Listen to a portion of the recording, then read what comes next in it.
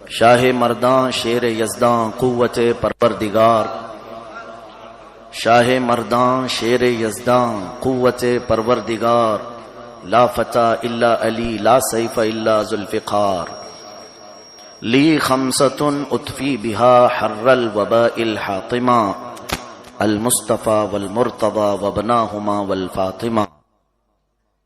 عزیزان گرامی وقار، آج کی محفل سید الاتقیاء امام الاولیاء روح امت اسد اللہ الغالب سیدنا علی ابن ابی طالب کرم اللہ وجہہ الکریم کے نام نامی سے موقوف ہے۔ یقیناً اس پاکیزہ مقدس ہستی کی تعریف کے لیے ہم جیسوں سے کیا اور ہم جیسوں کے بیان سے کیا حق ادا ہو سکتا ہے، جن کے متعلق میرے آقا صلی اللہ علیہ وسلم نے یہ فرما دیا، من کنت مولاہ فعلی مولاہ، میں جس کا بھی آقا ہوں علی بھی اس کے آقا ہیں۔ اگر میرے آقا صلی اللہ علیہ وسلم کو پوری کائنات میں کوئی اپنا آقا تسلیم کرتا ہے تو لازماً اس کو مولا علی شیر خدا کو بھی اپنا آقا تسلیم کرنا پڑے گا۔ وہ سید الاصفیاء ہیں، سید الاتقیاء ہیں، سید الاولیاء ہیں۔ رسول پاک صلی اللہ علیہ وسلم کے دربار نبوت سے دو طرح کے فیض جاری ہوئے، ویسے ہزاروں فیض جاری ہوئے، ایک فیضان نبوت ہے اور ایک فیضان ولایت ہے۔ فیضان نبوت میں علم و حکمت ہے جو سیدنا ابو بکر صدیق رضی اللہ تعالیٰ عنہ کے سلسلے سے چلی، اور فیضان ولایت جس میں سارے صوفیہ اکرام کا تصوف ہے، سب کے اخلاق و کردار ہیں، اور وہ جہاں جا کر ختم ہوتی ہے وہ مولا علی شیر خدا کی ذات ہے۔ دنیا کے سارے سلسلے انہی پر منتہی ہوتے ہیں، ختم ہوتے ہیں، اور کیوں نہ ہو، اللہ کے نبی صلی اللہ علیہ وسلم نے ان کے لیے فرمایا بھی، انا مدینۃ العلم وعلی بابھا، میں علم کا شہر ہوں اور علی اس کا دروازہ ہے۔ جو کچھ بھی شہر سے نکلے گا وہ دروازے سے ہی نکلے گا، اور جو کچھ بھی فیضان ولایت میرے آقا سے دنیا کو ملا ہے وہ علی جیسے دروازے سے ہی ملا ہے۔ اب یہاں پر میں آج مختصراً مولا کائنات شیر خدا علی مرتضی رضی اللہ تعالیٰ عنہ کی ذات گرامی کو آپ کے سامنے رکھتا ہوں، اور اس لیے بھی کہ جو شعر میں نے پڑھا ہے یہ صرف شعر نہیں، ایک وظیفہ بھی ہے اور ایک عمل بھی ہے۔ لی خمسۃ اطفی بہا لکھ کر کے اس کو گھروں کے دروازوں پر لگا دیے جائیں تو کوئی بلا اندر نہیں آئے گی، یہ بزرگوں کا عمل رہا ہے۔ لی خمسۃ اطفی بہا حر الوباء الحاطمہ، میرے پاس 5 چیزیں ہیں جس سے میں ہر طرح کی بلاؤں کی گرمی کو دور کر دیتا ہوں، المصطفیٰ والمرتضی وابناہما والفاطمہ، مصطفیٰ کریم صلی اللہ علیہ وسلم، مولا علی شیر خدا، ان کے دونوں بیٹے اور سیدہ کائنات فاطمۃ الزہرا۔ یہ وظیفہ بھی ہے، عمل بھی ہے، اور ان کے نام کی برکت یہ ہے کہ بیماریاں دور ہوتی ہیں، بلائیں دور ہوتی ہیں، اور ظاہر سی بات ہے صرف آپ کو آج میں یہ بھی بتا دوں کہ شیعہ اگر ہم سب کے متعلق یہ کہتے ہیں کہ علی کی محبت ان کے دل میں نہیں ہے، ظالموں، سارے صحابہ میں ہم علی کو تو مشکل کشا کہتے ہیں، مولا علی مشکل کشا، اس پر تو وہاں بھی ہم سے جلتے ہیں کہ مشکل کشا کیوں کہا جاتا ہے؟ جس کو اللہ اور اس کے رسول نے مشکل کشا بنایا ہو تو تمہارے پیٹ میں درد کیوں ہے؟ اس لیے کہ مولا علی خود سے مشکل کشا نہیں بنے، اللہ اور اس کے رسول کا انتخاب ہے، سلیکشن ہے۔ مولا علی شیر خدا رضی اللہ تعالیٰ عنہ کے اوصاف کاملہ کہ آپ جب پیدا ہوئے تو آپ آنکھیں نہیں کھول رہے تھے، نبوت کے اعلان سے 7 سال پہلے یا ایک روایت میں 9 سال پہلے آپ پیدا ہوئے۔ حضور پاک صلی اللہ علیہ وسلم نے جو اعلان نبوت فرمایا 40 سال کی عمر میں، اس سے 9 سال پہلے قریباً مولا علی شیر خدا رضی اللہ تعالیٰ عنہ پیدا ہوئے، اور حضور صلی اللہ علیہ وسلم کے سگے چچیرے بھائی بھی لگتے ہیں۔ آپ کے والد ابو طالب، ان کی ماں فاطمہ بنت اسد، حضور صلی اللہ علیہ وسلم کے چچا کے گھر میں علی کی ولادت ہوئی۔ جائے ولادت کے لیے اگرچہ اختلاف ہے، لیکن میں یہ بات ضرور کہوں گا کہ حضرت علی جب پیدا ہوئے تو نہ دودھ پی رہے تھے نہ آنکھ کھول رہے تھے، تو لوگوں نے یہ تانا دینا شروع کیا کہ ابو طالب کے گھر میں اندھا اور گونگا بچہ پیدا ہوا. یعنی صبح سے شام ہو گئی، بچے نے نہ منہ دودھ کو لگایا، نہ کوئی چیز چکھی، نہ آنکھ کھولا. پھر یہ بات میرے آقا صلی اللہ علیہ وسلم تک بھی پہنچی. اس وقت آپ نے اپنے نبی ہونے کا اعلان نہیں فرمایا تھا. حضور اکرم صلی اللہ علیہ وسلم آئے اپنے چچا کے گھر دیکھنے کے لیے. چھوٹے اس ننھے علی کو گود میں لیا اور اپنا لعاب مبارک نکال کر ان کے منہ میں لگایا. اپنا تھوک شریف نکال کر مولا علی کو چٹایا تو حضرت علی خوب تیزی سے قوت سے حضور کی انگلی چوسنے لگے. پہلی غذا پڑی، پھر فوراً ہی آپ آنکھ کھول کر کے میرے مصطفیٰ کے چہرے کو دیکھیں. یہ فضیلت مولا علی کو حاصل ہے. آپ کی جوانی میں کسی نے آپ سے پوچھا بھی تھا، سنا ہے آپ جب پیدا ہوئے تھے آنکھ بھی نہیں کھولے تھے، ماں کا دودھ بھی نہیں پیا تھا. فرماتے ہاں، رب تبارک و تعالیٰ نے مجھ پر احسان کیا تھا کہ علی اسد اللہ الغالب بننے والا ہے، اللہ کا شیر بننے والا ہے، اس لیے اس کی زبان سے پہلی غذا مصطفیٰ کا لعاب ہو اور اس کی نگاہیں کھلیں تو پہلی نگاہ مصطفیٰ کا چہرہ ہو. اور یہ دونوں فضیلتیں مولا علی رضی اللہ تعالیٰ عنہ کو حاصل ہوئیں. رسول پاک صلی اللہ تعالیٰ علیہ وسلم کے گھریلو حالات کے اعتبار سے مکہ میں جب قحط پڑا تھا تو ابو طالب کے گھر اولاد زیادہ تھی. تو حضور صلی اللہ علیہ وسلم نے اپنے گھر میں مشورہ کیا کہ ابو طالب کے گھر بار کا بوجھ تھوڑا سا کم کیا جائے، تو ان کے کوئی بچے کو ہم لے لیتے ہیں. تو حضور صلی اللہ علیہ وسلم نے جب یہ فرمایا تو ابو طالب نے اٹھا کر حضرت علی کو دے دیا کہ آپ اپنے گھر میں اس کی پرورش کریں. یہ وہ علی ہیں کہ بچپن سے کاشانہ نبوت میں ان کی پرورش ہوئی ہے. پیدا تو ابو طالب کے گھر ہوئے، تربیت مصطفیٰ کے گھر میں ہوئی. پھر وہ وقت بھی آیا جب اللہ کے نبی صلی اللہ علیہ وسلم کو حکم ہوا کہ آپ اعلان فرما دیں اللہ کے آپ آخری رسول ہیں. فاران کی چوٹیوں پر میرے آقا صلی اللہ علیہ وسلم نے پورے مکہ والوں کو جمع کیا اور پھر اپنے نبی ہونے کا اعلان فرمایا یہ سب خدا جن کی تم پوجا کرتے ہو یہ جھوٹے ہیں، اللہ سچا ہے، ایک خدا کی عبادت کرو. سارے لوگ بغلیں کھجاتے حضور کو برا بھلا کہتے ہوئے نکلے. حضور پاک صلی اللہ علیہ وسلم نے پورے مجمع میں اعلان فرمایا ہے کوئی جو میرے دین کی حمایت کرے گا. تب حضرت علی رضی اللہ تعالیٰ عنہ کی عمر صرف 9 سال کی تھی اور آپ کو آشوب چشم تھا، یعنی آنکھ آنا جس کو کہتے ہیں، آنکھ لال ہو جاتی، اور پتلی پتلی ٹانگیں تھیں، دبلے پتلے تھے. آگے بڑھتے ہیں اور کہتے ہیں اے اللہ کے رسول، آپ کے لائے ہوئے دین کی میں حمایت کرتا ہوں، میں آپ کی تائید کرتا ہوں. رسول کریم صلی اللہ تعالی علیہ وسلم نے یہ نہیں فرمایا اتنا بڑا مشن میں لے کر کے آیا ہوں، ایک چھوٹے بچے سے میرے دین کی کیا کاروائی چلے گی، بلکہ اسی ننھے بچے کو آپ نے سینے سے لگایا اور فرمایا مولا اس کی ٹانگوں میں قوت عطا فرما. یہ دعائے نبی تھی کہ ایسا اثر کر گئی وہ شیر خدا بن گئے، حیدر کرار بن گئے. اور پھر آپ کی طاقت و قوت کا حال یہ ہوا کہ اس زمانے میں 40 صحابہ مل کر جو چیز اٹھا نہیں سکتے تھے وہ تنہا حضرت علی اٹھا لیتے. یقیناً بازو علی کی مضبوطی کا راز میرے آقا کی دعائے پاک ہے. پھر اس کے بعد حضور پاک صلی اللہ تعالی علیہ وسلم کے ہم راز رہے کئی دنوں تک. سابقین اولین میں آپ کا بھی نام ہے. بعض روایات میں ہے کہ سب سے پہلے اسلام لانے والے حضرت علی ہیں.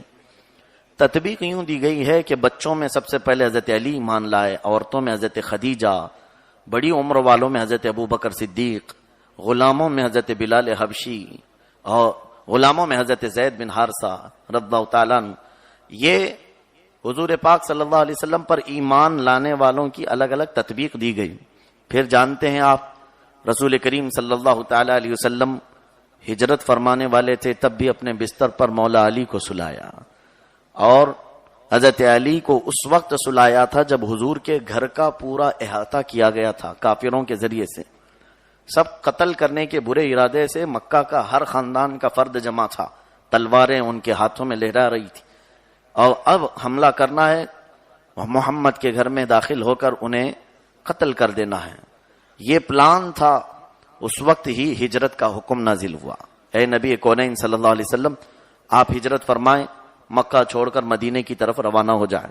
حضرت علی رضی اللہ تعالیٰ عنہ ساتھ میں تھے۔ میرے آقا صلی اللہ علیہ وسلم امین اور صادق ہیں، آپ کے پاس جو امانتیں ہوتی تھی اس میں ذرا برابر بھی خرد برد نہیں ہوتی۔ آپ نے مولا علی شیر خدا کو ساری امانتیں دی اور کہا تم آج میرے بستر پر سو جاؤ، کل صبح اٹھنا تو یہ جس کی امانتیں ہیں یہ سب دے دینا اور تم بھی مدینے چلے آنا۔ یہ فرمایا میرے آقا صلی اللہ علیہ وسلم۔ حضرت علی سوئے، جانتے ہو موت کا بستر ہے، قتل کا بستر ہے، چادر تانے۔ آپ فرماتے ہیں میں یمنی چادر اوڑے سو رہا تھا، اچانک تھوڑی دیر کے بعد جب رسول کریم صلی اللہ علیہ وسلم اپنے گھر سے نکل کر چلے گئے، ان کافروں میں سے کسی نے آپ کو نہیں دیکھا۔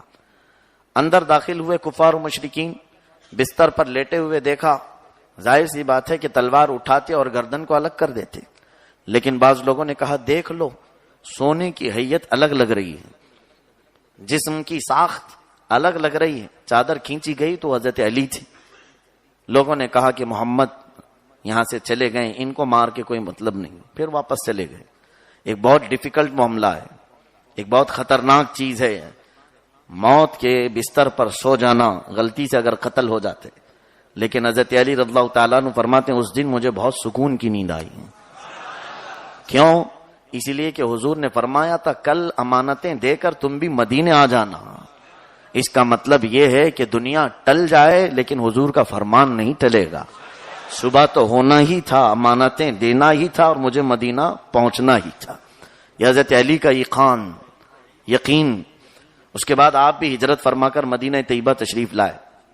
یہاں پر آنے کے بعد حضرت علی رضی اللہ تعالیٰ عنہ کے ساتھ ایک معاملہ یہ آیا کہ حضور صلی اللہ علیہ وسلم جتنے صحابہ ہجرت کر کے آئے تھے تو ان سب میں سے ایک صحابی کو اور مدینے میں موجود صحابہ جو انصار کہلاتے ہیں بھائی بھائی بنا رہے تھے، ایک مہاجر صحابی ایک انصار صحابی، دونوں کا ہاتھ پکڑتے حضور فرماتے آج سے تم دونوں بھائی بھائی ہو۔ تو حضور صلی اللہ علیہ وسلم نے یہ عقد مواخات مکمل کیا، سب کو بھائی بھائی بنایا۔ تعداد کے اعتبار سے آڈ تعداد تھی، جوڑ نہیں تھی۔ حضرت علی تنہا لاسٹ میں بچ گئے، انصار سب ختم ہو گئے۔ جس کو بھائی بنانا تھا انصار ختم ہو گئے۔ اب بھائی بننے کے لیے مدینے میں کوئی اور انصار الگ ایک تعداد میں نہیں تھے۔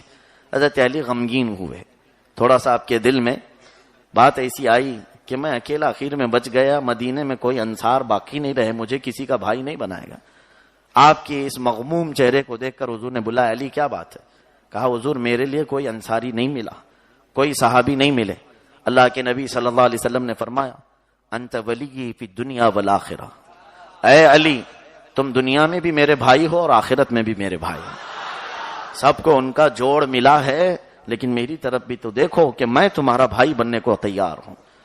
یہ مولا علی شیر خدا رضی اللہ تعالیٰ عنہ فرماتے ہیں اس کے بعد پھر مجھے کسی چیز کی طلب بھی نہیں ہوئی۔ زندگی بھر حضرت علی رضی اللہ تعالیٰ عنہ کی پاکیزہ زندگی بڑی سادگی سے گزری ہے۔ آپ کے اخلاق کریمانہ ایسے تھے کہ تاریخ دان لوگوں نے لکھا ہے اور احادیث کریمہ کی روایت کرنے والوں نے روایت کی ہے کہ حضرت علی سے کبھی کسی نے فحش گوئی نہیں سنی، بری بات یا چلانا ڈانٹنا کبھی نہیں سنا، بلکہ آپ کو اتنی سادگی میں دیکھا گیا ہے کہ کپڑے کبھی ایسے پہنتے کہ آستین کھینچ دیں تو انگلیوں تک آ جائے، چھوڑ دیں تو پھر کندھے تک چلا جائے۔ آپ سے کہا جاتا کہ آپ کے پاس مال ہے، آپ اچھے کپڑے کیوں نہیں پہنتے؟ حضرت علی رضی اللہ تعالیٰ عنہ فرماتے ہیں اچھے کپڑے پہننا یقیناً جائز ہے، لیکن مجھے ڈر لگتا ہے کہ اسی اچھے کپڑے کے سبب میں قیامت کے دن گرفتار نہ ہو جاؤں۔ وہ سادگی کے ساتھ، یہاں تک کہ کسی نے فالودہ آپ کو پیش کیا تھا، اس زمانے کا جو بھی فالودہ رہا ہوگا، حضرت علی رضی اللہ تعالیٰ عنہ نے اس کی خوشبو سونگھی اور فرمایا بڑی اچھی غذا ہے اور اس کی خوشبو اچھی لگ رہی ہے لیکن میں نہیں پینا چاہتا۔ واپس دیا، کہا کیوں؟ کہا میں نے اپنے نبی کو کبھی پیتے نہیں دیکھا، حضور اکرم صلی اللہ علیہ وسلم کو یہ چیز کھاتے یا پیتے میں نے نہیں دیکھا، اس لیے کوئی نئی چیز میں استعمال نہیں کرنا چاہتا۔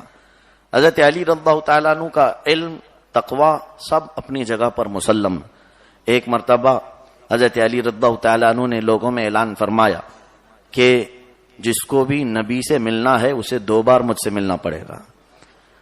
2 بار مجھ سے ملنا پڑے گا. گویا کہ اس میں ایسا لگتا کہ آپ اپنی فضیلت حضور سے زیادہ بتا رہے ہیں. صحابہ کو یہ بات لگی, حضور کے پاس شکایت آئی, علی اپنی فضیلت آپ سے زیادہ بیان کر رہے ہیں, آپ سے کوئی ملنے آئے تو 2 بار ان سے ملنا پڑے گا. حضرت علی سے پوچھا کیا علی تم نے ایسا کہا ہے؟ حضرت علی نے کہا یا رسول اللہ میں نے نہیں, آپ نے ہی فرمایا کہ میں علم کا شہر ہوں اور علی اس کا دروازہ. داخل ہونے کے لیے 1 بار جانا پڑے گا, باہر نکلنے کے لیے 1 بار جانا پڑے گا. جو نبی سے ملنے آئے گا وہ دروازے سے داخل ہوگا اور دروازے سے باہر ہوگا. اسی لیے میں نے کہا کہ 2 بار مجھ سے اسے ملاقات کرنی پڑے گی. اب حضرت علی کی فضیلت ہم کیا بیان کریں, آپ کے اس علم کی صرف ایک جھلک میں بتا دوں. فرماتے ہیں قرآن پاک کی تفسیر تو دور کی بات ہے, سورہ فاتحہ کی اگر تفسیر میں لکھنے بیٹھ جاؤں تو اتنی کتابیں ہو جائیں گی کہ 70 اونٹوں پر لادنا پڑ جائے گا. صرف سورہ فاتحہ کی تفسیر. حضرت علی فرماتے ہیں میں 70 اونٹوں کو اس تفسیر سے بوجھل کر سکتا ہوں, باقی پھر آپ کے علم کے سمندر کی انتہا کس نے دیکھی ہے. میرے آقا صلی اللہ علیہ وسلم نے یہ بھی فرمایا علی اور میں ایک ہی درخت سے پیدا ہوئے. درخت کا مطلب شجرہ. حضور فرماتے ہیں ہر نبی ایک درخت. یہ درخت نہ سمجھیں, شجرہ کو درخت کہا جاتا ہے, نسب کو. حضور فرماتے ہیں میرا اور علی کا نسب دونوں کا ایک ہی ہے. ظاہر سی بات ہے چچیرے بھائی ہیں, اور اوپر جا کر حضور کے بھی دادا وہی ہیں, علی کے بھی دادا وہی ہیں, اور پھر آدم علیہ السلام تک سلسلہ نسب ایک ہی ہے. رسول کریم صلی اللہ علیہ وسلم نے حضرت علی کے متعلق یہ بھی فرمایا کہ جس نے علی سے بغض و عداوت رکھی وہ مجھ سے بغض و عداوت رکھتا ہے. علی کی محبت ایمان کا حصہ ہے, اور جس کے دل میں کڑن ہو جلن ہو وہ نبی کا نہیں. اس لیے الحمدللہ حضرت علی رضی اللہ تعالیٰ عنہ کو ہم معیار محبت معیار ایمان مانتے ہیں. ساتھ ہی یہ بھی میں بتا دوں علی علی علی علی ماتم کرنا ہمارا شیوا نہیں. ماتم کرنے کو ہی محبت نہیں کہتے. حضرت علی رضی اللہ تعالیٰ عنہ کو یقیناً ہم امیر المومنین تسلیم کرتے ہیں, سید الاولیاء, سید الاصفیاء, سید الاتقیاء, باب مدینۃ العلم, سب ہم اس کا اقرار کرتے ہیں. جہاں حسنین کریمین کے باپ ہونے کا شرف حاصل ہے, فاطمہ زہرا کے شوہر ہونے کی سعادت حاصل ہے, مصطفیٰ کریم صلی اللہ علیہ وسلم کے برادر ہونے کا, بھائی ہونے کا شرف حاصل ہے. یہ تمام چیزوں کے ہم اہل سنت و جماعت قائل ہیں. لیکن بعض لوگ آپ کو یہ بلیم کرتے ہیں, یہ ہم لوگ نہیں, جو غیر مقلد وہابیہ ہیں وہ حضرت علی کی دشمنی میں کڑتے ہیں. وہ کہتے ہیں یہ جتنا علی کو بڑھایا جاتا ہے اتنا نہیں ہے. ہم کون ہیں بڑھانے والے؟ علی کو تو اللہ اس کے رسول نے بڑھایا ہے. ہم بڑھاتے نہیں, جتنا احادیث اور قرآن پاک میں ان کی شان بیان ہوئی ہے اتنی ہی بیان کرتے. قرآن میں جب علی کی فضیلت میں آیت آئی وَيُطْعِمُونَ الطَّعَامَ عَلَى حُبِّهِ مِسْكِينًا وَيَتِيمًا وَأَسِيرًا, حضرت علی رضی اللہ تعالیٰ عنہ کی فضیلت میں یہ آیت آئی کہ یہ وہ گھرانہ ہے جو اللہ کی محبت میں یتیموں کو کھلاتا ہے, مسکینوں کو کھلاتا ہے, قیدیوں کو کھلاتا ہے. حضرت علی رضی اللہ تعالیٰ عنہ کے پاس بظاہر مال و اسباب زیادہ نہیں تھے, لیکن خیرات اتنی کرتے تھے, سخاوت اتنی کرتے. کیا آپ کا گھر ہے؟ فاطمہ زہرا رضی اللہ تعالیٰ عنہ حسنین کریمین کے بیمار ہونے پر منت مانگتی, اے اللہ اگر یہ دونوں بچے میرے صحیح ہو جائیں. نہیں, آپ کی کنیز فضہ, انہوں نے منت مانگی کہ اگر یہ دونوں بچے صحیح ہو جائیں تو ہم اللہ کی رضا کے لیے ایک روزہ رکھیں گے, 3 روزے رکھیں گے. یہ فضہ نے منت مانگی اور بچے دونوں صحت یاب ہوئے, حسنین کریمین. یہاں سے ایک بات یہ بھی میں بتا دوں کہ منت مانگنے کے یہ طریقے اہل بیت سے سیکھو. صرف دھاگا باندھنا, تالا بند کرنا یہ منت نہیں ہوتی. مرغے کاٹ کے آنا, بکرے کاٹ کے آنا, لوگ تن آسانی چاہتے ہیں کہ جس میں آسانی سے معاملہ نپٹ جائے. ظاہر سی بات ہے اللہ کی رضا کے لیے روزے رکھنے کی منت کر سکتے ہیں, ایک بار مکمل قرآن ختم کرنے کی منت کر سکتے ہیں, 100 رکعت نفل نماز پڑھنے کی منت کر سکتے ہیں, مسجد میں کوئی چیز وقف کرنے کی منت کر سکتے ہیں. باقی رہی بات, ہم سب کو منت کا طریقہ کچھ غیروں نے اس طرح سکھایا کہ جا کر مزار پاک کی چوکھٹ پر یا ان کی جالیوں پر دھاگا باندھ دیں. دھاگا باندھنا نہ بزرگوں سے ثابت ہے, نہ ہی آپ کو اس کا حکم دیا گیا ہے. آپ کو منت کا شرعی طریقہ یہ ہے کہ کوئی ایسا کام کریں جس سے اللہ اس کے رسول راضی ہو جائے. فاطمہ زہرا رضی اللہ تعالیٰ عنہ کے گھر میں یہی منت ہوئی, بچے صحیح ہوئے, تو روزہ رکھا. 5 لوگ تھے گھر میں، حضرت علی، فاطمہ، فضہ اور دونوں حسنین کریمین. حضرت علی رضی اللہ تعالیٰ عنہ ایک کھجوروں کے باغیچے میں مزدوری کیا کرتے تھے. دن بھر مزدوری کرنے پر آپ کو 2 درہم ملتے تھے. بڑی محنت سے روزہ رہ کر کے مزدوری کرتے تھے. شام کے وقت 2 درہم سے آٹا خرید لایا اور گھر میں لا کر دیا، اس سے 5 روٹیاں بنی. حضرت فاطمہ زہرا رضی اللہ تعالیٰ عنہا دسترخوان پر وہ 5 روٹیاں بچھاتی ہیں. اچانک دروازے پر ایک یتیم بچہ، ایک یتیم لڑکا آواز دینے لگا، اے نبی کے گھر والوں، آپ کا گھرانہ سخی ہے، لجپال گھرانہ، یتیموں کی کفالت کرنے والا، میں بہت بھوکا ہوں، مجھے اپنے دسترخوان سے بھی کچھ کھلا دو. حضرت فاطمہ زہرا رضی اللہ تعالیٰ عنہا نے وہ 5 روٹیاں اٹھا کر دی تھی اور صرف پانی پی کر کے پورے گھر والے افطاری کرتے ہیں. دوسرے دن پھر سحری کیا ہے؟ پانی. پھر روزہ رکھے. حضرت علی اسی حالت میں مزدوری کرتے تھے. پھر شام میں 2 درہم کا آٹا خرید کر کے آج لائے. پھر 5 روٹیاں بنی. آج ایک مسکین آیا جس کے کپڑے بھی پھٹے تھے، بہت ہی غریب الحال نظر آتا تھا. اس نے بھی آواز لگائی کہ تمہارے گھر سے روٹیوں کی خوشبو آ رہی ہے، کئی دن ہو گئے مجھے کھانا میسر نہیں آیا. آج بھی 5 روٹیاں اٹھا کر دے دی گئی. پھر پانی سے افطار ہو گئی. کس کی یہ ہمت ہے؟ یہ لجپال اور سخی گھرانہ صرف رسول اللہ کا ہے، اہل بیت کا ہے. ظاہر سی بات ہے کہ 1 روٹی دے دیتے اور باقی 4 تو اپنے رکھ لیتے، بانٹ لیتے. حضرت فاطمہ کہتی ہے نہیں، اس نے اللہ کے نام پر مانگا ہے، اپنے لیے نہیں مانگا، اللہ کے نام پر مانگا. تو میں اس میں ڈیوائڈ کیسے کروں؟ اللہ کے لیے اتنا اور ہمارے لیے اتنا، سب کچھ اللہ کا ہے اس لیے دے دیا. تیسرے دن پھر پانی پی کر کے روزہ رکھتے ہیں. پھر حضرت علی مزدوری کر رہے ہیں.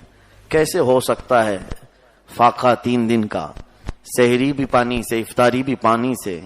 یہاں تو ہمارے شام ایک ہی روزے میں پیٹ جھک جاتی ہے، آنکھیں باہر آنے لگتی ہیں، حلق میں کانٹے چبھنے لگتے ہیں.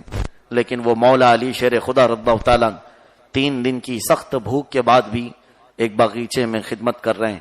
اور مزدوری ملی تو آج بھی وہ اپنی مزدوری سے آٹا لے کر کے آئے. آج ان کے گھر کے دروازے پر ایک قیدی آیا، اسیر. اس نے آواز لگائی کہ میں جیل سے چھوٹ کر کے آیا ہوں، مجھے کوئی کھلا نہیں رہا ہے. مجھے کہا گیا ہے کہ اگر ایسی حالت میں کوئی کھلا سکتا ہے تو رسول اللہ کا گھرانہ کھلائے گا، آپ مجھے دے دیں. آج بھی 5 روٹیاں اٹھا کر دے دی. اب کیا کھائیں ہیں؟ 3 دن ایسے گزر گئے تھے.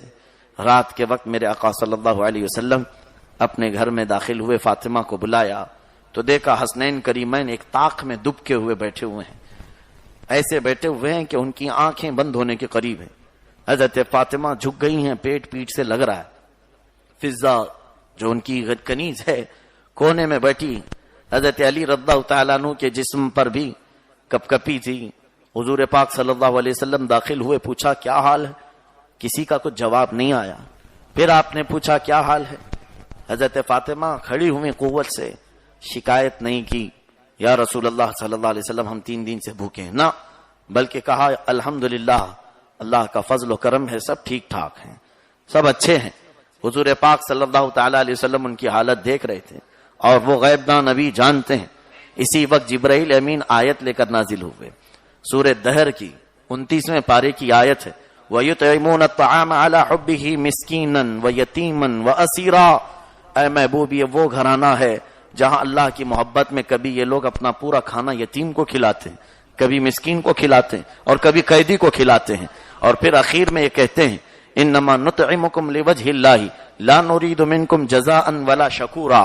یہ گھر والے دیتے بھی ہیں اور یوں کہتے ہیں ہم نے جو تمہیں کھلایا ہے وہ خالص اللہ کی رضا کے لیے، اب تم سے نہ بدلے کی تمنا رکھتے ہیں اور نہ شکریہ کی طلب رکھتے ہیں. یہ وہ گھرانہ جس کی شان میں آیت کریمہ نازل ہوئی اور حضور صلی اللہ تعالی علیہ وسلم نے جبرائیل سے کہا اے جبرائیل، پھر فاطمہ کا فاقہ ہے، علی کا فاقہ ہے، 3 دن سے اگر ان کے گھر میں روزہ ہے تو پھر ان کا افطار کا سامان دنیا سے نہیں جنت سے اترنا چاہیے. خانے جنت اترا، جبرائیل امین ان کی رضا میں جنتی دسترخوان لے کر کے آئے. یقیناً یہ گھر والے مجبور نہیں تھے، مختار تھے.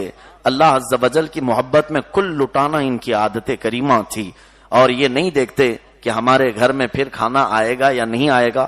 یہ یقین کامل تھا. اسی لیے تو اللہ تعالیٰ نے ان کی شان میں قرآن کی کئی آیتیں نازل فرمائی۔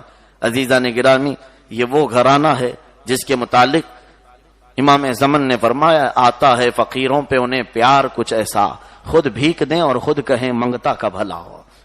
یہاں ہم ایسے نہیں کہتے، کوئی اگر مانگنے آئے تو اس سے کہتے ہیں شکریہ تو بول، میں نے تجھے دیا ہے، ایسے ہی دبا کر جا رہا ہے، بلکہ یہ وہ گھرانہ ہے دینے کے بعد یہ کہتے ہیں اللہ تیرا اور بھلا کرے، دعا بھی یہ خود ہی دیتے ہیں۔ یہ وہ گھرانہ اہل بیت رسول صلی اللہ علیہ وسلم کا۔ مولا علی شیر خدا رضی اللہ تعالیٰ عنہ کے علم کی کوئی انتہا نہیں تھی، آپ کو علم و حکمت میں اللہ نے اتنی بلندی عطا فرمائی تھی کہ آپ سیاست کا علم، حکمت کا علم، اور پھر عربی کے فنون کے اعتبار سے منطق، فلسفہ، حیت، توقیت، بلاغ، معانی اور ردیف، اشعار، یہ تمام علوم پر آپ کو دسترس حاصل تھی، حتیٰ کہ علم نحو کے بانی بھی آپ کہلائے جاتے ہیں۔ بہت سارے علوم حضرت علی سے نکلے۔ صرف اس بات کی میں آپ کو ایک جھلک دکھا دوں، فوراً ہی آپ حاضر جواب تھے، کوئی بھی اگر سوال کرتا تو آپ حاضر جواب تھے۔ حاضر جواب کسے کہتے ہیں؟ سوچنے کی ضرورت بھی نہیں پڑتی۔ اور پھر یہ بھی فرماتے کہ میں ہر چیز کا جواب قرآن عظیم سے دیتا ہوں، قرآن پاک سے دیتا ہوں۔ ایک بار پورے لوگ بیٹھے ہوئے تھے، ایک حسین و جمیل چہرے والا آیا اور کہنے لگا، اے علی، میں نے سنا ہے کہ آپ ہر سوال کا جواب دیتے ہیں۔ آپ نے کہا ہاں، اللہ کے فضل سے، اللہ کے فضل سے اور اس کی عطا سے۔ تو اس شخص نے کہا اگر آپ ہر چیز کا جواب دیتے ہیں تو ذرا یہ بتائیے کہ ابھی اس وقت جبرائیل کہاں ہیں؟ جبرائیل سدرہ میں ہیں کہ آسمانوں میں ہیں، زمینوں میں ہیں، کہاں ہیں ابھی؟ یہ سوال کوئی عام آدمی کیسے جواب دے سکے گا؟ حضرت علی رضی اللہ تعالیٰ عنہ محفل میں بیٹھے، تھوڑی دیر کے بعد آنکھیں کھولی، مسکرائے اور فرما آپ ہی تو جبرائیل ہیں۔ وہ جبرائیل امین علیہ السلام تھے جو خود آپ سے سوال کرنے دوسری شکل اختیار کر کے آئے تھے، جیسے ہی آپ نے جواب دیا وہ غائب ہوئے۔ یہ مولا علی شیر خدا رضی اللہ تعالیٰ عنہ کا کشف تھا، حتیٰ کہ چٹائی پر بیٹھ کر لوہے محفوظ پر لکھی ہوئی آیات دیکھتے تھے اور یہیں سے بیان کرتے کہ کس کی تقدیر میں کیا لکھا گیا۔ اور قرآن سے جواب دینے کا حال تو ایسا تھا، اللہ اکبر۔ حضرت علی رضی اللہ تعالیٰ عنہ ایک بار ایک یہودی نے مذاق کیا، مذاق ایسے کہ یہودی عالم آیا اور کہنے لگا کہ اے علی، سنا ہے کہ تم ہر چیز کا جواب قرآن سے دیتے ہو، ذرا یہ بتاؤ۔ حضرت علی کی داڑھی بہت گھنی تھی، گھنی داڑھی تھی، اور وہ یہودی عالم جو آیا تھا اس کی چھوٹی سی ٹھوڑی پر چند بال نکلے ہوئے تھے۔ کسی کی داڑھی ایسی بھی ہوتی، لیکن یہ پکا قاعدہ نہیں، کوئی یہ نہ سمجھ لیں۔ حضرت علی رضی اللہ تعالیٰ عنہ سے اس نے سوال کیا، اے علی، تمہاری اور میری داڑھی کا بھی ذکر قرآن میں آیا ہے؟ قرآن سے اس کے بارے میں بھی کوئی جواب بتاؤ کہ میری داڑھی ہلکی ہے اور آپ کی داڑھی بہت زیادہ ہے۔ آپ نے آیت فوراً پڑھی، 8ویں پارے کی آیت سورہ اعراف میں، والبلد الطیب یخرج نباتہ باذن ربہ والذی خبث لا یخرج الا نکدا، پاکیزہ زمین میں فصل اچھی نکلتی ہے۔ قرآن میں یہ فرمایا گیا پاکیزہ زمین میں فصل اچھی نکلتی ہے اور بنجر زمین میں دو چند ہی پودے نکلتے ہیں۔ وہ منہ بسور کر رہ گیا۔ یہ سب کے لیے نہیں، اس کا جیسا سوال تھا ویسے آپ نے اسے جواب دیا۔ حضرت علی رضی اللہ تعالیٰ عنہ حاضر جواب تھے۔ اب ایک چیز اور میں بتا دوں، عربی کا قاعدہ ہے، تھوڑی سی چیز اگر آپ کو سمجھ میں آ جائے تو مزہ آئے۔ حضرت علی رضی اللہ تعالیٰ عنہ تھوڑے پست قد تھے، یعنی قد آپ کا چھوٹا تھا۔ ایک مرتبہ آپ حضرت عبد الرحمن بن عوف اور حضرت عمر کے ساتھ جا رہے تھے۔ حضرت عمر بھی بہت لمبے تھے، حضرت عبد الرحمن بن عوف بھی لمبے تھے، بیچ میں آپ کا قد تھوڑا سا چھوٹا تھا، دونوں کے کندھوں پہ لگ رہے تھے۔ تو آپ تینوں جا رہے تھے تو صحابہ کرام دیکھ کر کے، ظاہر سی بات ہے وہ مذاق نہیں کرتے تھے، تفریح قلب کے لیے، صحابہ نے کہا یہ تینوں کی جماعت ایسی لگ رہی ہے جیسے عربی میں لنا لکھا ہوا، لام بھی لمبا ہوتا ہے، الف بھی لمبا ہوتا ہے، بیچ میں نون چھوٹا ہوتا ہے۔ لنا علمی بات ہے، سمجھ جائیں۔ لنا کا مطلب ہوتا ہے ہمارے لیے، جیسے ربنا اغفر لنا، اے ہمارے رب ہمارے لیے مغفرت فرما، ہمارے لیے۔ یہ ایک با معنی لفظ ہے، یعنی اس کا اچھا معنی ہے لنا کا۔ لام ایسے لمبا آتا ہے، عربی پڑھے ہیں کم سے کم، الف بے تو پڑھی ہوں گے۔ لام اور ایک طرف الف، بیچ میں نون ہے، جس کو جوڑیں تو لنا ہوتا ہے۔ صحابہ نے ان تینوں کو دیکھ کر کے کہا یہ لنا کی طرح لگ رہے ہیں۔ حضرت عبد الرحمن بھی لمبے لام کی طرح ہیں، حضرت عمر الف کی طرح لمبے ہیں، بیچ میں حضرت علی نون کی طرح چھوٹے. فوراً آپ نے جواب دیا یہ نون کو بیچ میں سے ہٹا لیا جائے تو دونوں لا ہو جائیں گے. لا کا مطلب ہے کچھ نہیں. یہ حضرت علی کا جواب تھا. لا کا مطلب کیا ہوتا ہے؟ لا الہ. ہم کہتے ہیں کوئی خدا نہیں، تو لا عربی میں کچھ نہیں کو کہتے ہیں. تو حضرت علی نے فوراً جواب دیا نون بیچ میں سے ہٹ جائے تو یہ دونوں کیا ہو جائیں گے. اور حضرت عمر مسکرا کر کے کہنے لگے اے علی سچ کہتے ہو، لولا علی لہلک عمر، اگر علی نہ ہو تو عمر ہلاک ہو جائے گا. جب بھی حضرت عمر فیصلہ کرتے تھے تو حضرت علی کو بغل میں بٹھا کر کے فیصلہ کرتے. جو بھی عدالت میں فیصلہ آتا حضرت علی کے ہوتے ہوئے فیصلہ آتا. بہت سارے علمی اور آپ کے قضیے اتنے مشہور ہیں کہ آپ کی ایک پوری کتاب ہے قضیات، فیصلے جو آپ نے فرمائے. ایک حساب کتاب کیلکولیشن کا بھی مسئلہ ہے. اگر آپ کو سمجھ میں آ جائے، میتھس پڑھنے والے سمجھ جائیں گے، اور باقی جس کو حساب کتاب سے شغف نہیں ہے باؤنس جائے گا. سن لیں پھر بھی. ایک سفر پر دو لوگ روانہ تھے. دو لوگ جا رہے تھے، ان کے پاس 5 روٹیاں تھیں. کتنی تھی؟ 5 روٹی. اب یہ لوگ نکلے اور دونوں بیچ میں بیٹھ کر روٹی کھانا چاہ رہے تھے. یہ دونوں مسافر. ایک فقیر بیچ میں آیا. بیچ میں آ کر اس نے جو ہے ان کے ساتھ بیٹھ کر کھانے کو پسند کیا. اب ان تینوں لوگوں نے اس میں 3 حصے کی. ایک آدمی کی 5 روٹیاں تھی، نہیں یہ 8 روٹیوں کا حصہ ہے. 8 روٹیاں. بہرحال یہ دونوں جو مسافر راستے میں جا رہے تھے، ایک کے پاس 5 روٹی تھی، ایک کے پاس 3 روٹی تھی. کتنی تھی؟ 3 روٹی تھی. غور سے توجہ سے سنیں. ایک کے پاس 5 تھی، ایک کے پاس 3 تھی. دونوں بیٹھے کہ ایک فقیر بیچ میں آیا. اس نے کہا مجھے بھی شامل کر لو کھانے میں. شامل کر لیا. اب 3 حصوں میں ڈیوائیڈ کرنا ہے 8 روٹیوں کو. تو کیسے کریں گے؟ آپ حساب کر کے بتاؤ. ہو جائے گا آپ سے حساب؟ ہو جائے گا. 8 کو 3 میں کریں، ایک روٹی میں 3 ٹکڑے کرنے پڑیں گے. تو ٹوٹل ٹکڑے کتنے ہوئے؟ 24. 8 3 24 ٹکڑے ہو گئے. کس کے؟ 8 روٹیوں کے 24 ٹکڑے ہوئے. اور تینوں لوگوں نے کتنے کتنے ٹکڑے کھائے؟ 8 ٹکڑے کھائے. سمجھ میں آئی بات؟ توجہ. 8 ٹکڑے پورے تینوں لوگوں نے، ہر ایک کو 8 ٹکڑے ملے، کھا لیے. اور جانے کے وقت اس فقیر نے اپنی جیب سے 8 درہم نکالے اور ان دونوں کو دے دیا. لے لو، تم لوگوں نے مجھے 8 روٹیوں میں شامل کر لیا ہے، کھلایا ہے. 8 ٹکڑے میں بھی کھایا ہوں، 8 درہم تم دونوں بانٹ لو. ٹھیک. اب وہ چلا گیا تو ان دونوں نے اب بانٹنے کے لیے، بٹوارے کے لیے جھگڑا ہوا. یہ 5 روٹیوں والا کیا کہا کہ تو 3 لے لے، میں 5 لیتا ہوں. تیری روٹیاں کتنی تھی؟ 3 روٹیاں تھیں. اور میری روٹیاں کتنی ہیں؟ 5. تو میں 5 درہم لوں گا، تو 3 درہم. لیکن وہ 3 والا ماننے کو تیار نہیں کہ برابر برابر کرو، 4 لو، برابر برابر. تو جھگڑا بہت بڑھ گیا. حضرت علی کے پاس فیصلہ آیا. بتایا گیا کہ میرے پاس 5 روٹیاں تھیں اور اس کے پاس 3 روٹیاں تھیں، اور ہم نے ہر روٹی کے 3 ٹکڑے کیے. حضرت علی نے پوچھا وہ فقیر کتنے کھایا؟ کہا 8 کھایا. اور اس نے 8 درہم دے دیا. تو حضرت علی نے اس کو سمجھایا، وہ 3 درہم والے، 3 روٹیوں والے، یہ 3 لے لے تیرا بھلا ہے، یہ 3 لے لے تیرا بھلا ہے. اس کو 5 دے دے. اس کی 5 روٹیاں تھی، وہ 5 لے رہا ہے، تجھے 3 دے رہا ہے، لے لے. وہ کہا کیسے؟ ایسا کیسا آپ انصاف کرتے؟ کہا چلو ٹھیک ہے، میں انصاف بتاتا ہوں. تیری 5 اور اس کی 3. 3 والے کو پہلے بلایا. کہا تیری 3 روٹیوں میں کتنے ٹکڑے کیا تھا تو نے؟ کتنے ہوئے؟ 9. اور 9 میں سے تو کتنے کھایا؟ بچا 1 ٹکڑا کس کو دیا؟ فقیر کو دیا. تیری روٹی سے تو اس نے 1 ہی ٹکڑا کھایا، باقی 7 ٹکڑے تو 5 روٹیوں والے سے کھایا. تو اب درہم 7 اس کو دے، 1 تو لے. یہ فیصلہ ہے. کسی کے وہم و گمان میں بھی نہیں تھا، کسی کے دماغ میں بھی نہیں آیا گا. سمجھ میں آئی بات؟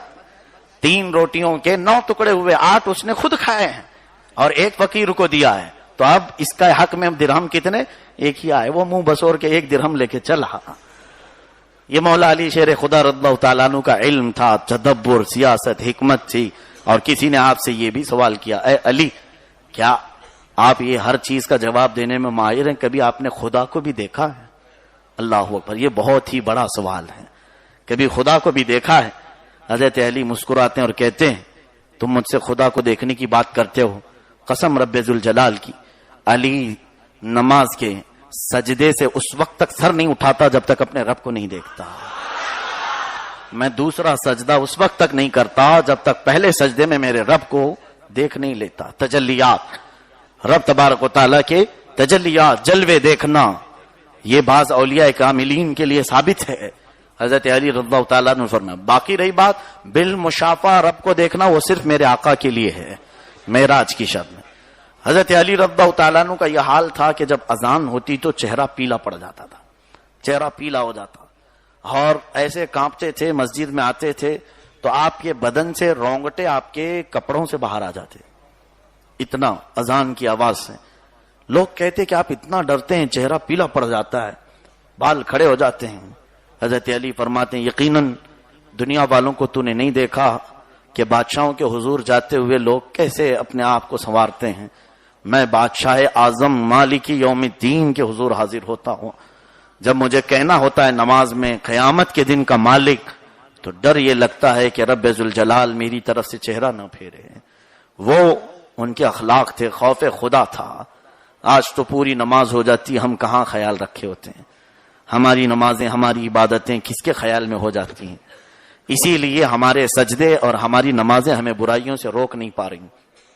ہمارے یہ نمازیں جس کی پابندی، ادھر نماز پڑھا باہر جا کے چپل چوری کیا، ادھر نماز پڑھا ادھر گندی چیزوں پر نظر ڈالا، بے حیائی کو دیکھا، جبکہ قرآن یہ کہتا ہے ان الصلاۃ تنہی عن الفحشاء والمنکر، بے شک نماز ہر بے حیائی اور بری باتوں سے روکتی ہے۔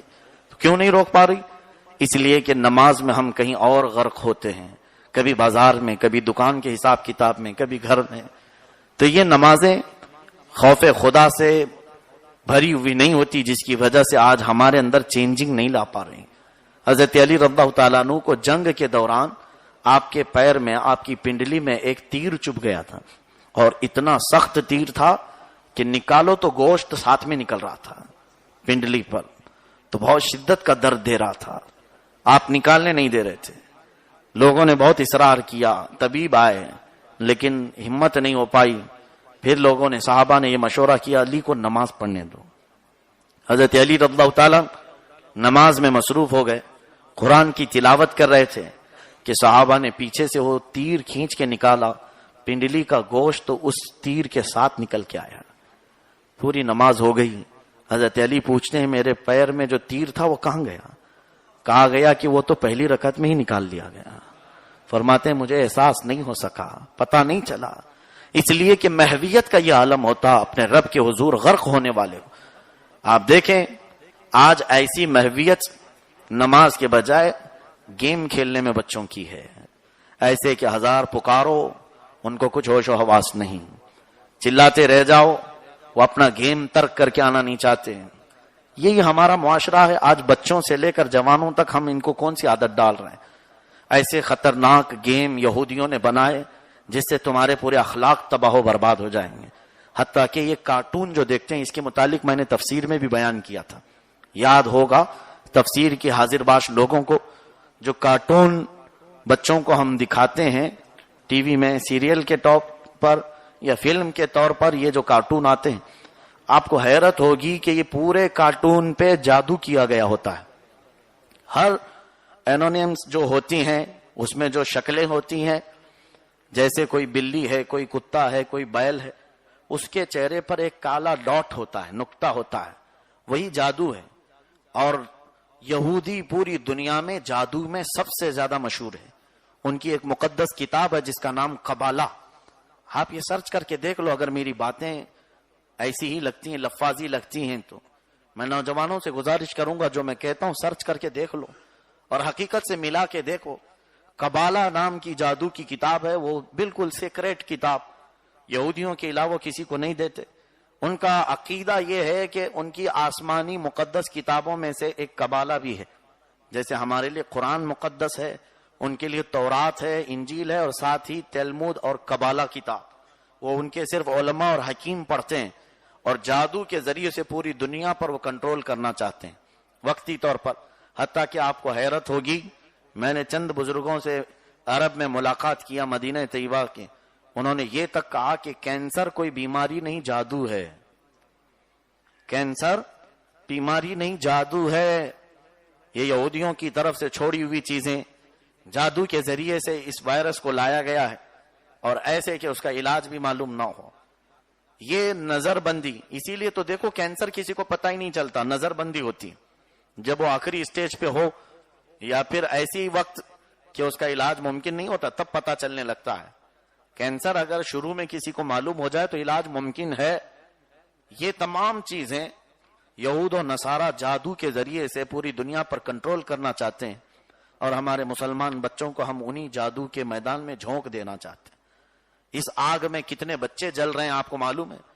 ابھی چند دن پہلے میں شہر ہبلی میں کرناٹک میں ایک گھر پہ تھا، بہت اچھا گھرانہ، پابند لوگ ہیں، لیکن ان کی ایک بچی کا مسئلہ انہوں نے میرے سامنے پیش کیا. 5-6 سال کی بچی ہوگی، وہ موبائل کارٹون اتنا دیکھتی کہ اب اس کی زبان جا چکی ہے، یعنی اب وہ بولنا ہی بند کر چکی ہے.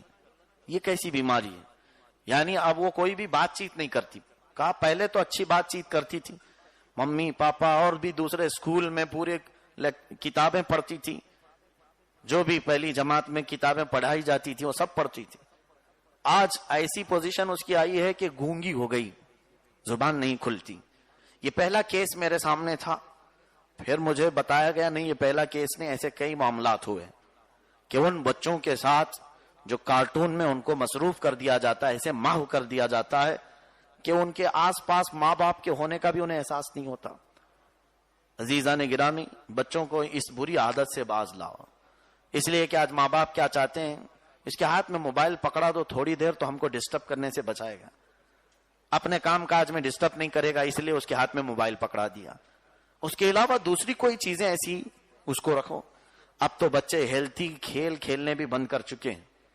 سارے لوگوں کی توجہ صرف موبائل گیم کی طرف ہے. پہلے تو کرکٹ، والی بال، فٹ بال، بہت ساری چیزیں کھیلتے تھے، جسم کی ورزش بھی ہو جاتی تھی. لیکن اب بچوں میں کئی ایسے گھناؤنے گیم آئے ہیں جس کی میں آپ کو تحقیق کے ساتھ بات کروں گا. ابھی کچھ نوجوانوں نے پب جی کے متعلق بتایا. یہ کوئی مذاق اور لطیفہ نہیں، جانتے ہیں آپ، اس میں پورا اللہ کے نبی صلی اللہ علیہ وسلم نے جو بشارت دی تھی وہ پورا میں نے اس میں دیکھا. قیامت سے پہلے ایک عظیم جنگ ہوگی جس کا نام الملحمۃ الکبریٰ. اس سے بڑی جنگ نہ دنیا میں کبھی ہوئی اور نہ کبھی قیامت تک ہوگی. وہ جنگ ہونا باقی ہے. ملک شام اس کا میدان بنے گا. حضور نے اس کے اوصاف میں یہ بتائے کہ وہ جنگ اتنی خطرناک ہوگی کہ ہر 100 میں سے 99 مریں گے اور ایک بچے گا. اور اس پوری جنگ کو اللہ کے نبی نے فرمایا الملحمۃ الکبریٰ. اس میں شریک ہونے والے اور جہاد کرنے والوں کی تو فضیلت ہے، لیکن اس کے علاوہ جو کفر، ارتداد اور فسق و فجور پر لڑیں گے ان کے لیے دوزخ کی وعید ہے، جہنم کی وعید ہے. یہ جو گیم ابھی آیا اس کی چیزیں وہ ملحمۃ الکبریٰ سے ملتی جلتی ہیں. یہ پب جی جو گیم لایا گیا اس کی پوری چیزیں ابھی تک میں خود دیکھ نہیں سکا، لیکن جتنا میں نے معلومات حاصل کیے ہیں اس میں یہی ہے کہ شوٹ کرنے کا طریقہ سکھایا جائے. کیا آپ گاؤں کے گاؤں پورے اپنی گن سے ویپن اس میں ہیں، پورا گروپ بنا کر کے شوٹ کرو. یاد رکھو آپ جس کو شوٹ کر رہے ہیں یہودی اپنی بزنس کے لیے یہ سب چیزیں تمہارے گھر میں لائیں. اس کی بری نحوست ایسی ہے کہ ماں پکارتی رہ جاتی ہے، اس کی توجہ اس گیم سے ہٹتی نہیں. باپ پکارے حتیٰ کہ چڑچڑا ہو جائے گا بچہ، دیکھ لینا، اتنا کہ وہ کاٹنے کو دوڑے، اس کو کوئی گیم سے روک دے. ایسا بھی کون سا گیم آیا کہ ماں باپ کا وہ دشمن بن جاتا ہے. 2-3 دن اگر کھیلے گا دشمنی اس کے دل میں گھر کرنے لگی، اور پھر ہمہ وقت اس کے ہاتھ میں ویپن اٹھانے کا ایک جذبہ آتا رہے گا. یہ ساری چیزیں تمہارے اخلاق کو تباہ و برباد کرنے کے لیے ڈالی جانے. کاش اگر کوئی یہ گیم کھیل کر مجاہد بن جاتا تو میں اجازت دے دیتا، لیکن ایسا نہیں. جس کو تم شوٹ کرتے ہو یہ در حقیقت چوروں کو شوٹ کرنا نہیں دکھایا جا رہا ہے، بلکہ جس کو بھی تم شوٹ کرتے ہو وہ مسلمانوں کو قتل کرنے کا سکھایا جاتا ہے. حضور نے خود فرمایا اس گیم کی تحقیقات کر کے دیکھو کہ آخر میں کتنے بچتے ہیں، اس میں ایک بچتا ہے. حضور نے فرمایا ہر 100 میں 99 مر جائیں گے مسلمان، ایک بچے گا، اور ان 99 کو مارتا کون ہے؟ تم ہی مارتے ہو، شوٹ کرتے ہو. مجھے یہاں سے کہنا یہ ہے کہ یہ مسلمان کے اخلاق نہیں ہو سکتے. میرے عزیز ہو بچو، دنیا اتنے جال بچھا چکی ہے تمہارے آخرت سے چہرہ تمہارا پھیر دینے کے لیے. کہیں ایسا نہ ہو کہ انہی گیموں میں تمہاری موت آ جائے اور اللہ کے ہاں تمہیں اس حال میں اٹھایا جائے کہ اس کے دل میں نفرت تھی اسلام کی اور یہ مسلمانوں کو قتل کرنا چاہتا تھا. عزیزان گرامی توبہ کر لیں. بچوں سے میں خصوصی گزارش کروں گا. دوسرے اور بھی چیزیں کھیلنے کی ہیں، انٹرٹینمنٹ، دماغ کو تیز کرنے والی کوئی چیز نہیں. میں خود بچوں کو مشورہ دیتا ہوں، انٹرنیٹ تمہارے پاس ہے، ٹھیک ہے، یہ ایسی چیز ہو گئی ابھی کہ اس سے پورا چھٹکارا مشکل ہے، ممکن بھی نہیں لگتا، لیکن اس کا اچھا استعمال تو کیا جا سکتا ہے. میں آپ سے مشورہ یا میں آپ کو تنبیہ کرتے ہوئے یوں کہتا ہوں، بچے جاؤ انٹرنیٹ پر کچھ چیزیں سرچ کرو. اللہ کی یہ پوری کائنات میں اتنے عجائبات بھرے ہوئے ہیں، اتنے عجائبات کہ اگر آپ صرف زمین کے متعلق ہی ریسرچ کرتے رہ جائیں اللہ کے ولی بن جائیں گے.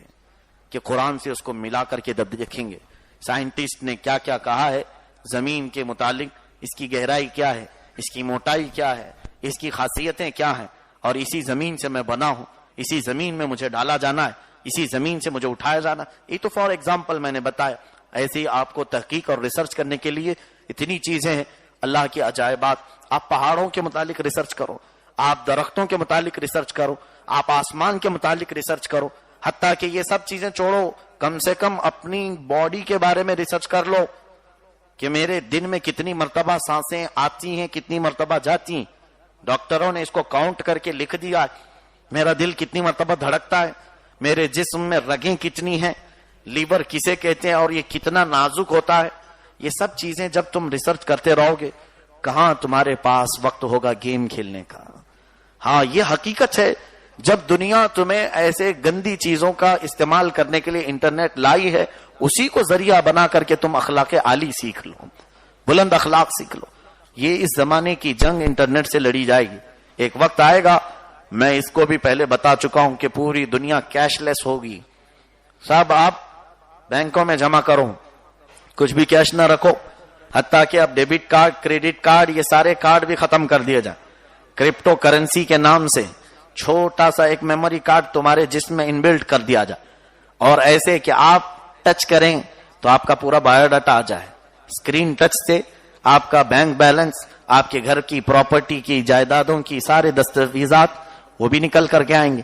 اور لوگ اس کو آسان سمجھ رہے ہیں، کہاں پیسے لے کر کے گھوموں گا، کہاں کارڈ لے کے گھوموں گا. اچھا کیا دنیا نے. جانتے ہو یہ ایک بہت بڑی سازش ہے.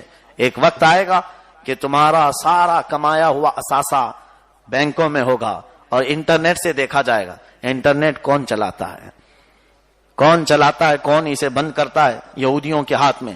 ایک دن اچانک یہ بند کر دیا جائے گا اور پھر نہ آپ اپنے اکاؤنٹ دیکھ سکتے ہو، نہ اپنا بایو ڈاٹا دیکھ سکتے ہو، نہ تمہارے پراپرٹی کے کاغذات اور دستاویزات دیکھ سکتے ہو. کیش لیس کرنے کا ایک مقصد یہ بھی ہے. ظاہر سی بات ہے یہ جو میں باتیں بتا رہا ہوں یقیناً اس کی دشمنی میں یہ ظالم ہمارے ساتھ برا معاملہ کر سکتے ہیں، لیکن ہمیں خوف نہیں. اللہ عز و جل کے پیارے حبیب صلی اللہ علیہ وسلم کی اس بھولی بھالی امت کو میں امانت منتقل کر کے رہوں گا. انٹرنیٹ کو بند کر کے حضور صلی اللہ علیہ وسلم کی حدیث میں سناتا ہوں. حضور فرماتے ہیں ایک وقت ایسا آئے گا کہ تم دیکھو گے کہ انسان انسان کو کاٹ کھائے گا. پوچھا گیا حضور ایسا کیوں؟ کہا بھوک اور مفلسی کی وجہ سے.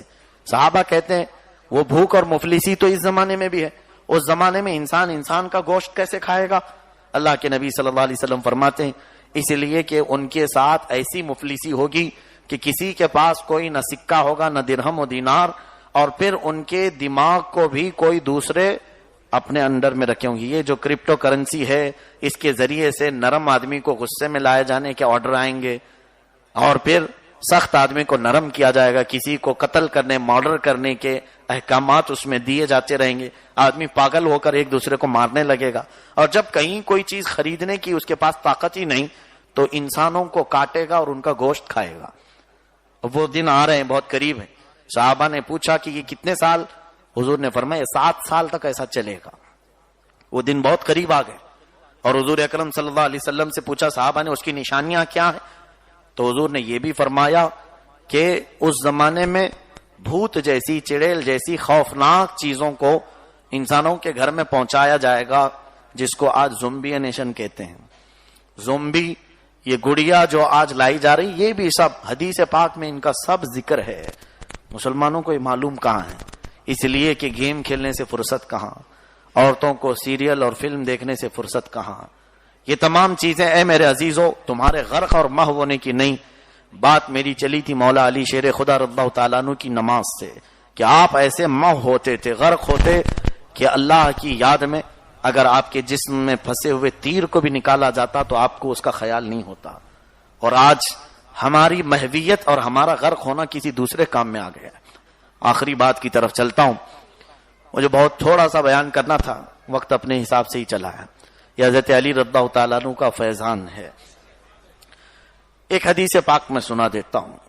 آپ تک آپ نے بیانات چاروں خلفائے راشدین کے سن لیے، حضرت ابو بکر صدیق، حضرت عمر، حضرت عثمان، حضرت علی، چاروں کا سن لی۔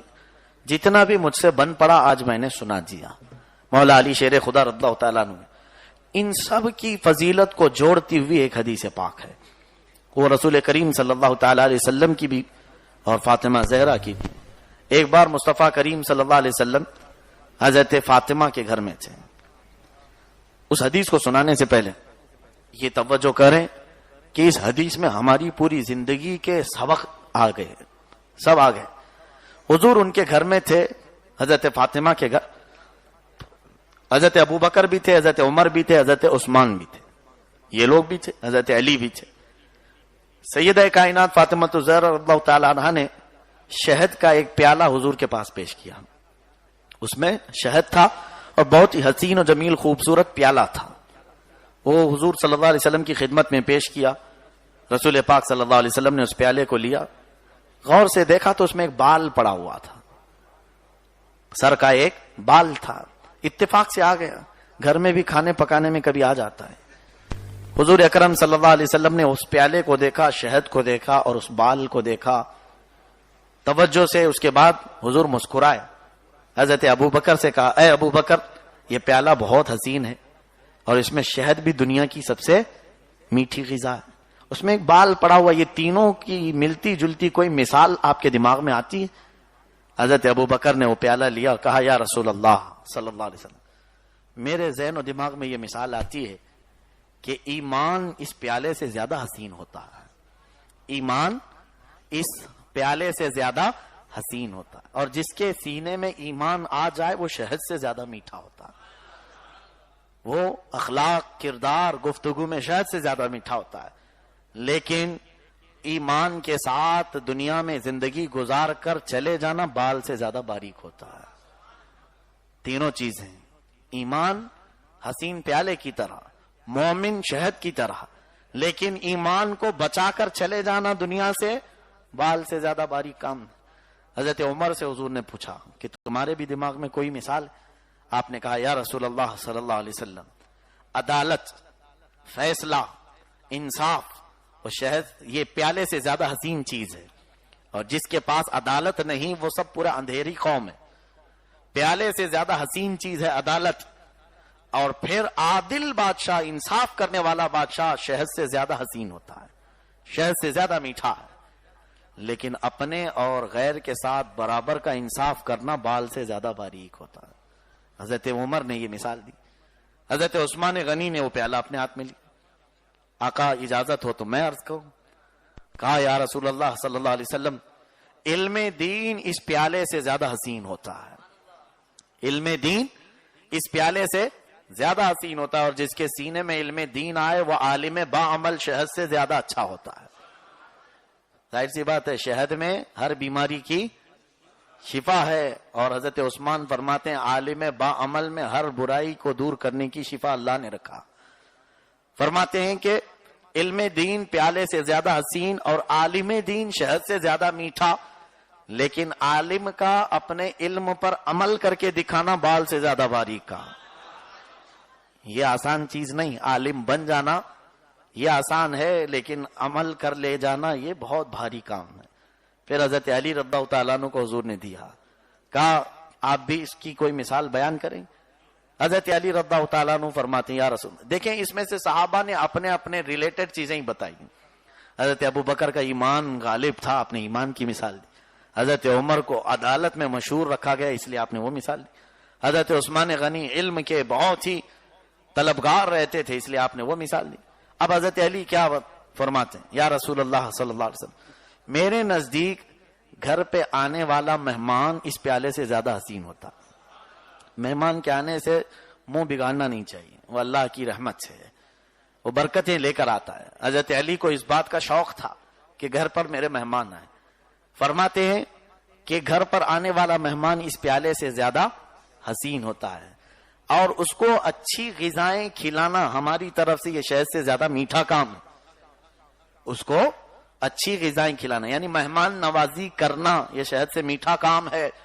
پھر فرماتے مہمان کو خوشی خوشی رخصت کرنا بال سے زیادہ باری ہے۔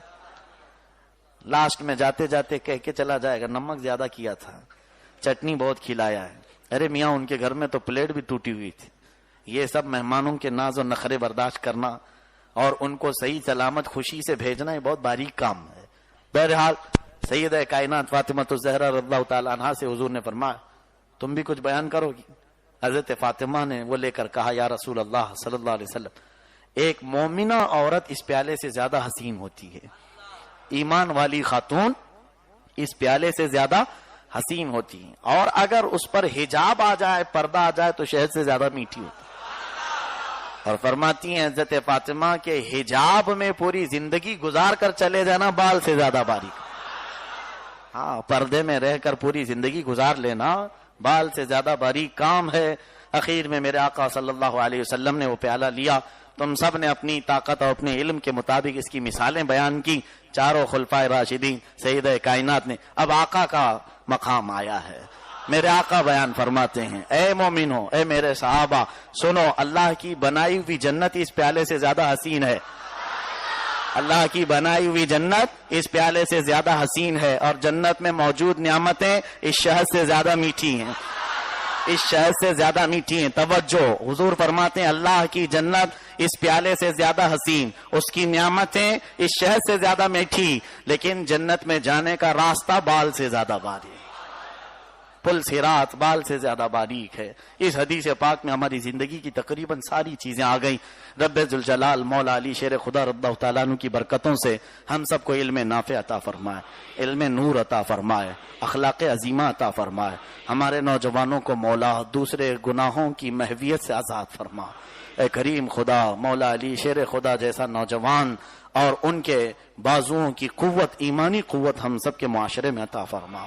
اے رب قدیر، مصطفیٰ کریم صلی اللہ علیہ وسلم کے دربار تک پہنچنے کے لیے ہم علی کے محتاج ہیں مولا، حضرت علی کی اس محتاجی ہمارے آخری سانس تک ہمارے ساتھ قائم و دائم فرما۔ اے رب ذوالجلال، ہمیں علی کے دشمنوں سے بچا اور نام کے جھوٹے عاشقوں سے بھی ہمیں بچا مولا۔ جب تک ہم رہیں علی والے رہیں، اور قیامت کے دن بھی مولا علی کے گروہ میں ہمارا حشر فرما۔